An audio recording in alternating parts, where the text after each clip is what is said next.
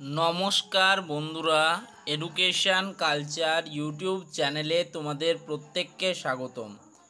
তোমরা যারা West Bengal state council of technical and vocational education and skill ডেভেলপমেন্টের আন্ডারে বর্তমানে ডিপ্লোমার সেকেন্ড ইয়ার থার্ড সেমিস্টারে অ্যাডমিশান নিয়েছো, তো তোমরা যারা ইলেকট্রিক্যাল ইঞ্জিনিয়ারিংয়ের স্টুডেন্টরা রয়েছো তাদের জন্য একটা অত্যন্ত ইম্পর্টেন্ট সাবজেক্ট হচ্ছে introduction to electric generation system. তো এই introduction to electric generation system যে সাবজেক্টটি রয়েছে, আমি তারই কিছু প্রশ্ন বা তারই কিন্তু ক্লাসেসগুলো রেগুলার কিন্তু শুরু করেছি এই চ্যানেলে। অলরেডি আমরা অনেকগুলো ক্লাস করে ফেলেছি ইন্ট্রোডাকশান টু ইলেকট্রিক জেনারেশন সিস্টেমের।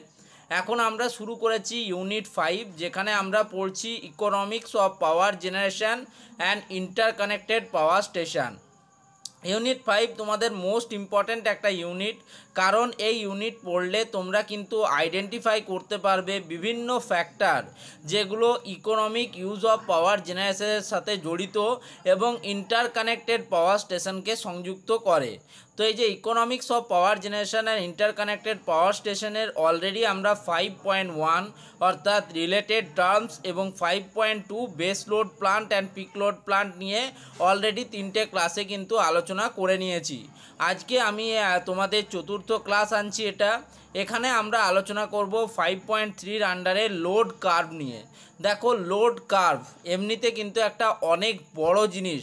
প্রত্যেকটা ইন্ডাস্ট্রির ক্ষেত্রে এটা আলাদা আলাদাভাবে ডিভাইডেড থাকে, তবে আমি এই যে load curve, load duration curve, integrated duration curve, mass curve এবং সিম্পল নিউমেরিক প্রবলেম, এই সেকশনটা যেটা রয়েছে সেখানে আমি লোড কার্ভ এবং এই কার্ভগুলো আলোচনা করার পর কিছু কিন্তু প্রশ্ন এখান থেকে সলিউশন করব এবং তারই সাথে কতগুলো চিত্রের মাধ্যমে তোমাদের দেখাবো যে কার্ভ কীরকমভাবে হয়, কার্ভে কী কী ফ্যাক্টর থাকে লোড কার্ভে ইত্যাদি বিষয়গুলো।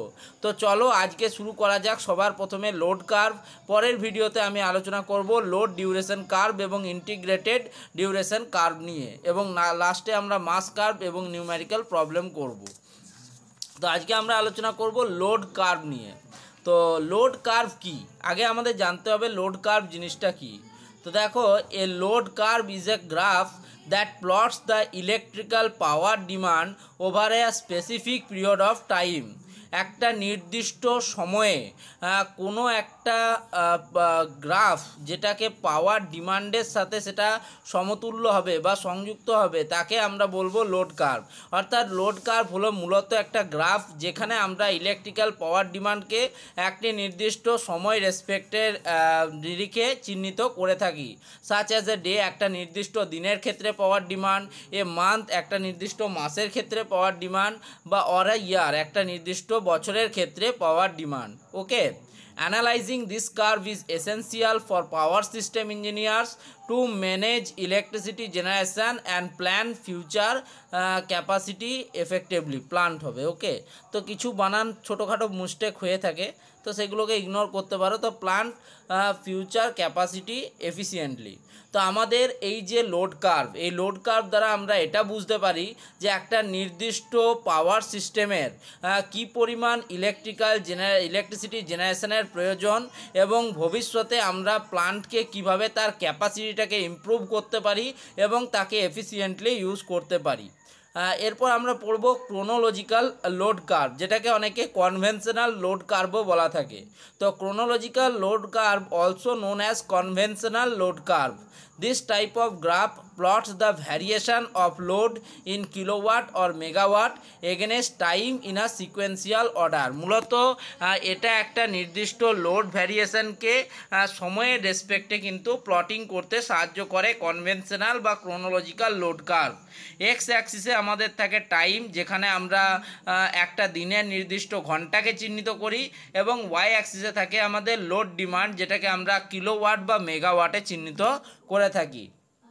অ্যানালিসিস কীভাবে করি আমরা ক্রোনোলজিক্যাল লোড কার্ভের, reveals pattern of consumer demand, একটা কনজিউমারের কী পরিমাণ ডিমান্ডের প্যাটার্ন লক্ষ্য করা যাচ্ছে সেটা বুঝতে সাহায্য করে, ইনক্লুডিং ডেইলি অ্যান্ড সেশনাল ফ্ল্যাকচুয়েশনস, প্রত্যহ এবং মাসিক বা তোমার ইয়ার ঋতুওয়াইজ ফ্ল্যাকচুয়েশনস বুঝতে পারি। For instance residential load curve will typically show demand peaking in the evening when people return home. একটা ধরো একটা নির্দিষ্ট রেসিডেন্সিয়াল বিল্ডিংয়ের যদি আমরা লোড কার্ভ অ্যানালিসিস করি তাহলে আমরা দেখব যে সন্ধ্যের দিকে যখন মানুষ বাড়ি ফিরে আসছেন তখন কিন্তু ম্যাক্সিমাম ডিমান্ড তাদের প্রয়োজন হচ্ছে। অন্যত্র while and industrial load curve peaks during working hours, এবং ইন্ডাস্ট্রিয়াল লোড কার্ভ কখন বাড়ছে, যখন কর্মক্ষমতা বাড়ছে, ঠিক আছে, বা কাজের সময়সীমার মধ্যে কিন্তু সেটা বেশি থাকে। যেমন 10টা থেকে 5টা বেশিরভাগ অফিসের তোমার লোড বা ম্যাক্সিমাম ডিমান্ড সব থেকে বেশি থাকে।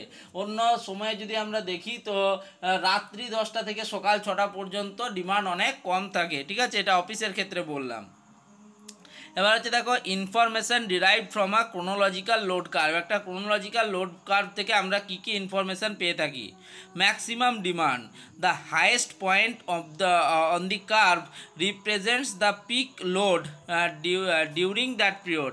একটা নির্দিষ্ট সময়ে একটা কার্ভের হাইয়েস্ট পয়েন্ট নির্ধারণ করে কি পরিমাণ পিক লোড সেই সময় জেনারেট হলো। Average load, the area under the curve divided by the total number of hours provided the average load. Average load কাকে বলে?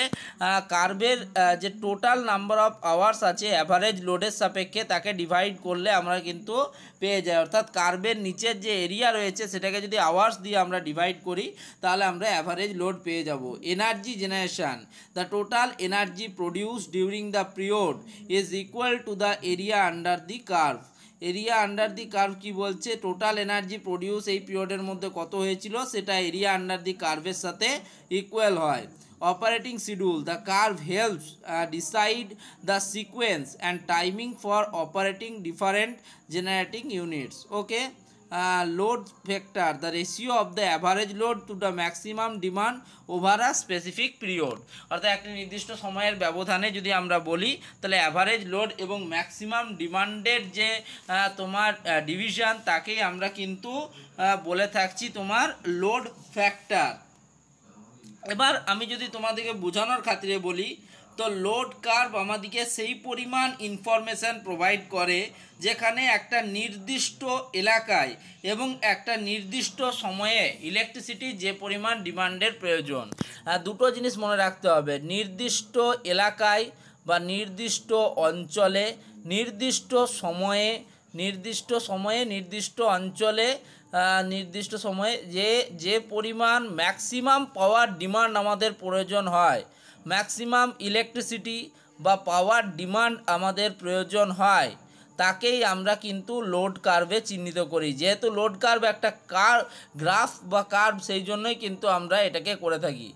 ডেফিনেশন থেকেও স্পষ্ট হয়ে গেছিলো। আর load curve is a graph that plots the electrical power demand over a specific period of time. আশা করি তোমরা কিন্তু আজকের এই ভিডিওটা বুঝতে পেরেছো।